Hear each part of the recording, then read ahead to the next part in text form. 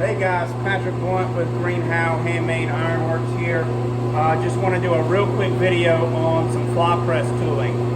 We are working on a fencing project for a historic cemetery here in Georgia, and the center post in each section of fencing comes up as a 1 1/4 solid bar, and it comes up and it's punched and has another 1 1/4 solid bar going through it, making a cross at the top. So a cross finial made out of these 1 1/4 bars punched and slid through each other.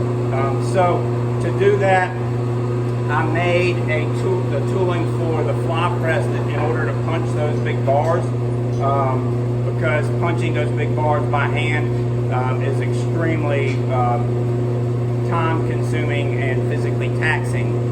So to try to make things a little bit easier on me, we made this tool. So I kind of wanted to bring you guys in and just show y'all this tool up close. So the actual punch part here is about a 1/4 inch thick by 1 1/4 wide. It's made from a piece of 1070, and it's just welded onto just a round, 1 inch round mild steel bar. And then I've been using this little, I've got a lot of this piping left over, and my 1 inch bar will slide right in there, and I can use that as the collar on my tooling here. And then my base is just a piece of 3/8 plate, and then I have these big strippers that are welded on here. Before, when I first made this tool, I had strippers that kind of came all the way over, but it got kind of hard to slide it in there and slide it back out, especially after you punched it and it had widened up. It got real difficult to get it out of there, and those welded strippers, they broke on me too. So I went in and I just bent this 3/8 inch bar at a right angle, and then welded it to the plate and to a part of that original stripper that was on there. And they allow me to slide the bar in this way and slide it out that way, and then I don't get kinked.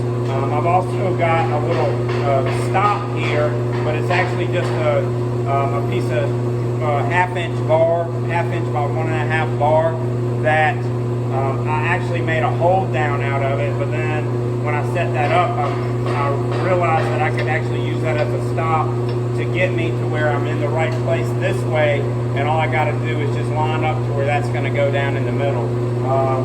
So when I punch that, I can get through these 1 1/4 bars in about 2 heats. My first heat I take, and that's just kind of my marking heat, and then my second heat I can go all the way through the bar, and then flip it over and knock the slug out. And here's some of my little slugs here. You can see they're about a 1/4 inch wide, well, maybe just under a 1/4 inch thick. So that's what I'm taking out of the bar. After I do all the punching on these bars, I'm going to have to drift these bars so that another 1 1/4 bar will go through.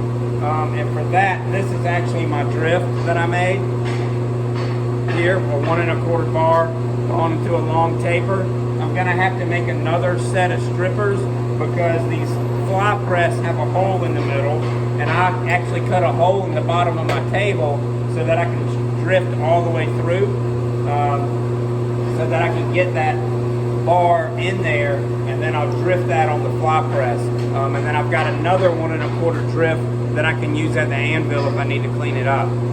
So that's kind of how I went through tackling, punching these holes and drifting these holes in a timely manner. This will get welded onto another 1 inch shaft, and that's going to be the collar for it right there. So that's how that'll work. I'm going to bring you guys in closer, just so y'all can see all this a little bit closer. And then I got a video of me actually punching, so I'll put that in afterwards, and enjoy. Please feel free to ask me any questions if you have any. Let me know if you got any problems, anything you want me to help you troubleshoot through. Please follow us on Instagram at Green How Handmade. greenhowhandmade.com if you'd like to see some more of my work. And thank you. Subscribe, like, and tell everybody about my channel and my Instagram. Thank you so much. All right, guys, up close here is the actual punch. There's the strippers right there. That works really well. Also, I've forgotten to say that I did put in a little hold up right here. I got these two pieces. I got these little chunks out of the scrap bin at the steel yard, and realized they would be almost exactly the right level to use for this. On this one, I just had to weld on a little 1/2-inch piece of bar, and then I welded on a little piece of scrap so I can clamp it down and it won't be jiggling all around. So that's kind of my setup for punching these bars. And then after I punch them, we'll change out the tooling on the fly press and we'll drift them all.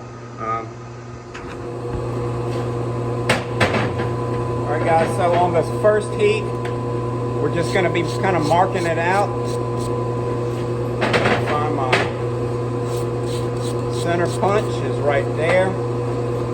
We're just kind of marking out before I totally commit to it, making sure that I'm in line and that is going right where I want it to go.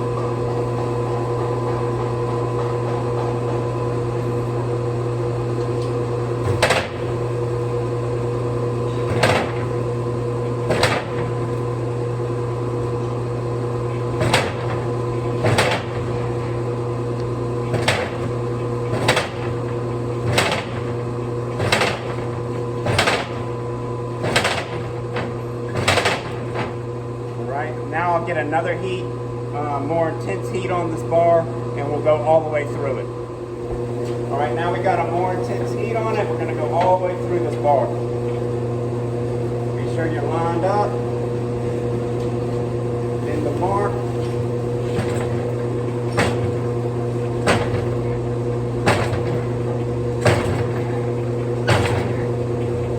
Another thing to note is I have my stop at the top lined up to where if my punch is bottomed out, my stop will be touching. So I'm going to know how much material I got left in that plug. And we'll flip it over.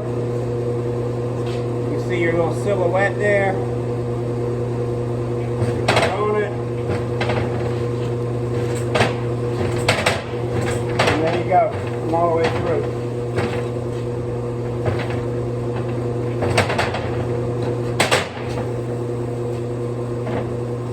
My slug is hanging right there. I'll knock that out at the anvil. I got another punch the same size that I can handheld, and I'll knock that out at the anvil.